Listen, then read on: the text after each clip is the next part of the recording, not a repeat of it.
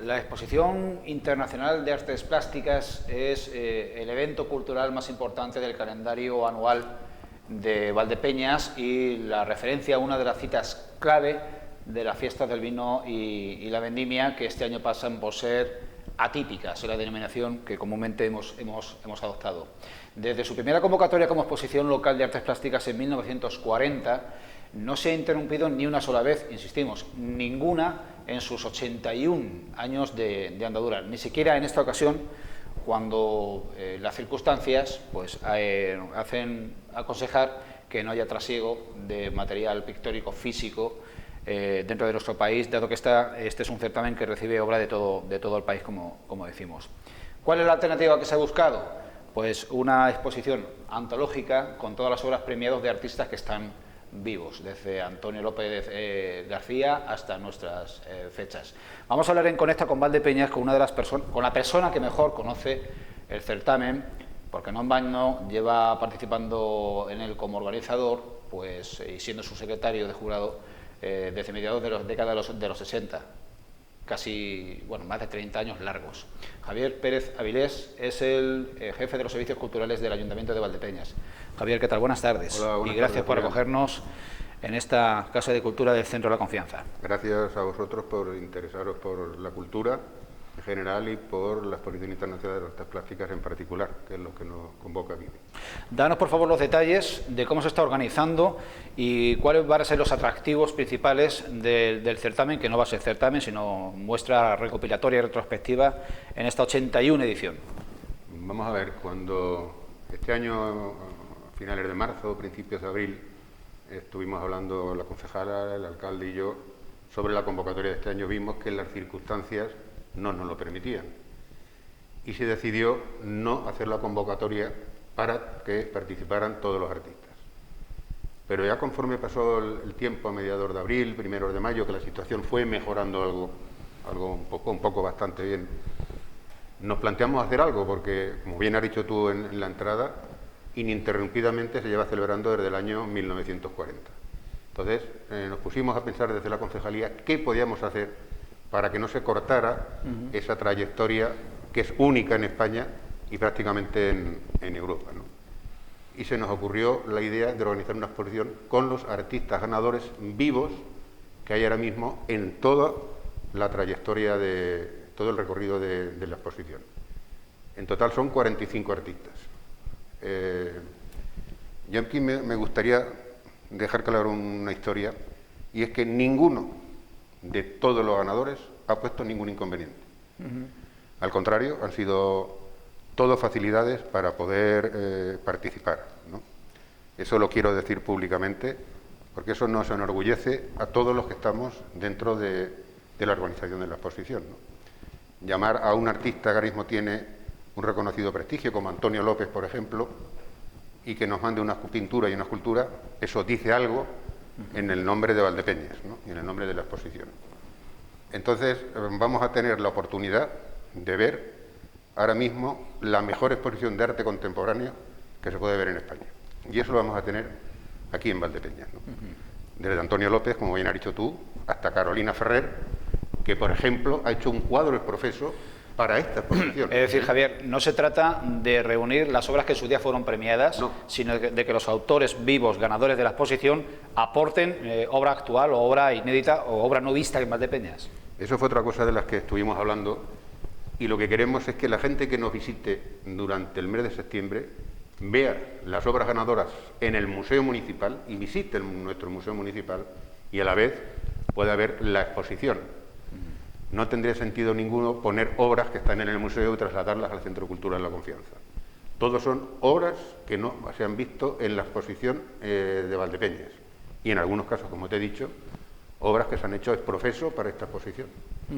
No solamente Carolina Ferrer, Jesús Curia, por ejemplo, ha hecho una escultura adrede también, con el motivo de COVID, para la exposición. Es decir, que más y más artistas también, pues que o han hecho una obra nueva o han rescatado obras que no han sido expuestas nunca, ¿eh?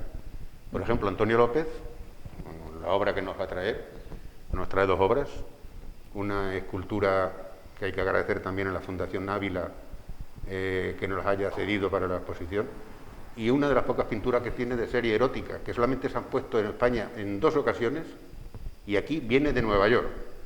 Y se ha dado otra circunstancia, que en Nueva York acabó la exposición en febrero de este año, la obra llegó a finales de febrero a Madrid, y lo llevaron a la galería Marlborough, que es la galería de Antonio, y por la pandemia no estaba, no se podía llevar al estudio de Antonio López.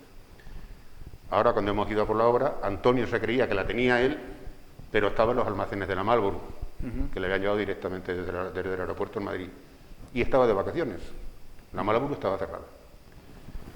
Y las gestiones que se han hecho a través de Antonio López y nosotros mismos con la galería han abierto exclusivamente los almacenes de la Marlborough para que podamos tener esa obra aquí en Valdepeñas, que yo creo que puede provocar algún sentimiento, espero que no sea contradictorio, sino todo lo contrario, que sea un aliciente para visitar la exposición.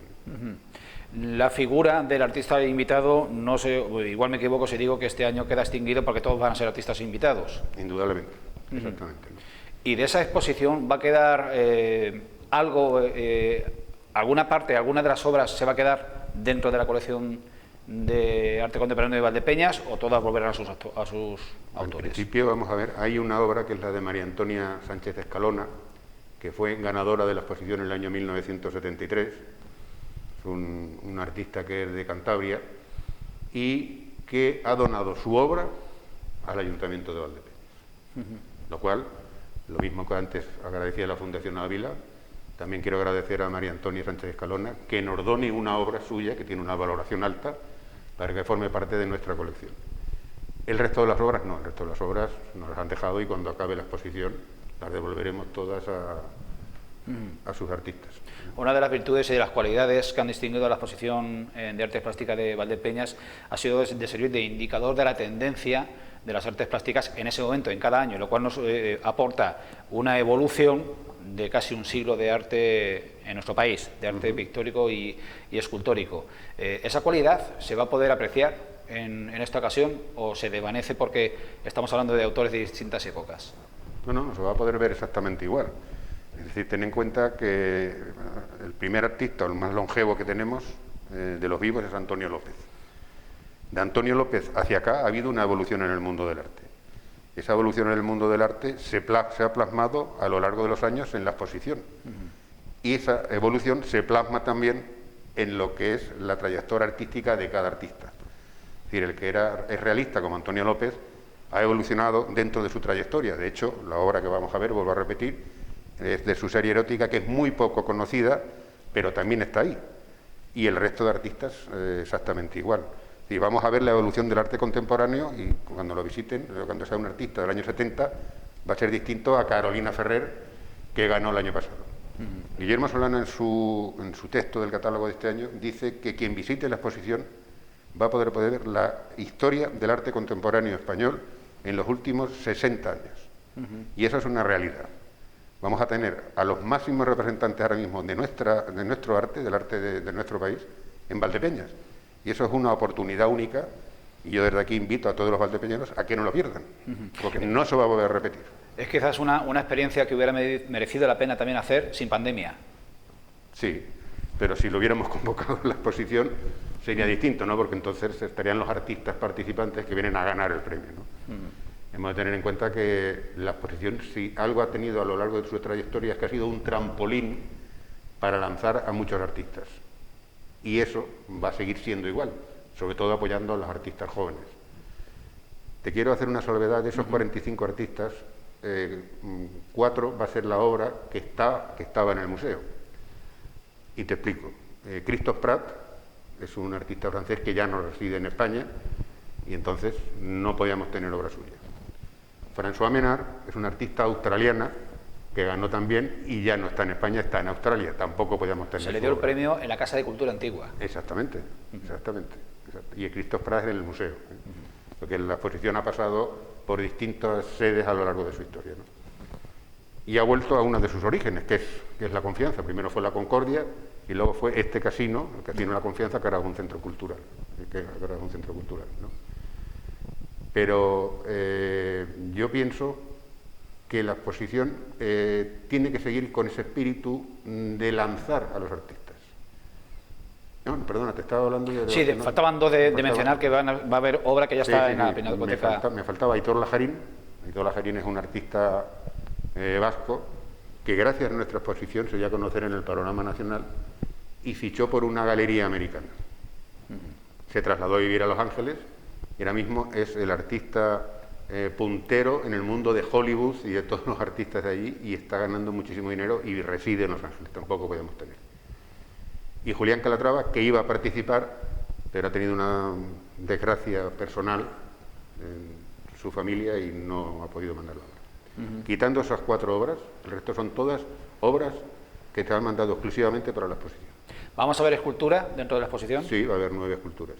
Siempre hay menos escultura que pintura, porque si tú, como has seguido la trayectoria de la exposición, siempre se premia mucho más a la pintura que a la escultura.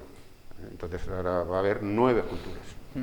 Recuerdo que en los años 90 y en los primeros 2000 cundía en Valdepeñas una fiebre del mecenazgo que llegó a constituir un fondo de adquisición de obra privada realmente cuantioso. Creo importante de España. No me equivoco si creo que se aproximaba o superaba los 120.000 euros. 120.000, muchísimo más. Llegó a los 300.000 euros. Bien. Eso se ha extinguido, no sé en qué medida por las sucesivas crisis económicas o porque las tendencias en ese sentido han variado y la gente pudiente ha dejado de tener interés por patrocinar a los artistas y de adquirir obra privada. ¿Cuál de los dos factores crees que ha influido más? Yo creo que el factor que más ha influido es el de la crisis económica, es decir, a partir del año 2008, todo ese mecenazgo que habíamos mantenido desde el año 1992 empezó a decaer. Empezó a decaer fruto de la crisis económica que se vivió en aquel momento, ¿no? Ahora, antes de la pandemia, empezaba un poco a resurgir otra vez el mercado del arte. Y a partir de ahí, incluso teníamos algunos contactos para volver a tener un fondo de adquisición, no llegar a tan potente como en aquel momento. Yo recuerdo que en los años 97 o 98 es que tuvimos que decir a bastantes empresas que no podían participar. No podían participar porque no queríamos superar los 300.000 euros de fondo de adquisición, no de premios. Era 300.000 fondos de adquisición, más luego otros 70 y tantos mil, me parece que era. De premios. De premios. Y que llegamos casi a los 400.000 euros. Y no lo quisimos hacer preveyendo que podía llegar una crisis y podíamos tener entonces un bajón grande en cuanto a participación. Y la crisis llegó. La crisis llegó y el mecenazgo disminuyó mucho. De hecho, ahora mismo son 4 instituciones públicas y privadas solamente las que están dentro del mecenazgo en Valdepeñas, ¿no? Pero eso que ha sacado a relucir del mecenazgo me parece un factor importantísimo de la exposición, ¿eh? Gracias a la Exposición Internacional de Artes Plásticas, no solamente Valdepeñas tiene el mejor Museo de Arte Contemporáneo de Castilla-La Mancha, sino que, por ejemplo, los fondos de la Diputación Provincial se han aumentado con más de 80 obras. Y los fondos de las otras diputaciones provinciales que estuvieron participando en la exposición hasta el año 91, tienen casi entre 40 y 50 obras todas las diputaciones. Y luego el mecenazgo y el coleccionismo que se ha creado en Valdepeñas, yo creo que es algo único en España. De todas maneras, la participación no decreció tanto o en proporción a la caída del patrocinio. O sea, los artistas siguieron manteniendo interés por estar en Valdepeñas y por ser seleccionados en Valdepeñas. Totalmente. Es decir, vamos a ver, nosotros el tope de participación lo tendríamos el año 97, 98 por ahí, cuando llegamos a tener casi 700 y pico obras, no me acuerdo del pico exactamente, de artistas que participaban en la exposición. Ahora, el año pasado, estuvimos en los 300 y pico, es decir, tenemos menos del 50%, pero es que escogemos otros certámenes, ha bajado, no el 50, ha bajado el 80 o han desaparecido los certámenes. En los años 90 había 3 certámenes importantes en España, que era el BMW, L'Oréal y Valdepeñas. Bueno, podemos decir hasta incluso 4, la Bienal de Unión Fenosa. De esos solamente siguen 2, que es Valdepeñas y el BMW. Los otros han desaparecido.